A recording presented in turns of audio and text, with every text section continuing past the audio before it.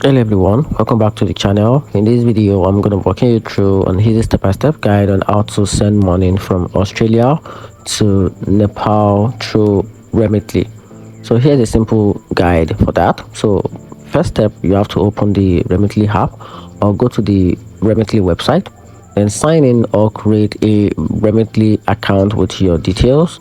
Then step 3, you have to select Australia as the sending country and Nepal as the receiving country. So enter the amount of money you want to send and choose a delivery method, usually bank deposit or cash pickup in Nepal. Then step 6, you have to enter your recipient full name, bank account details or pickup details. Then step 7, you have to select your payment method, which could be your debit card, credit card or bank transfer. Review the transfer details carefully and confirm the transaction. Then on step 9, you can also track your transfer in the Remitly app until the money is received. And that's it.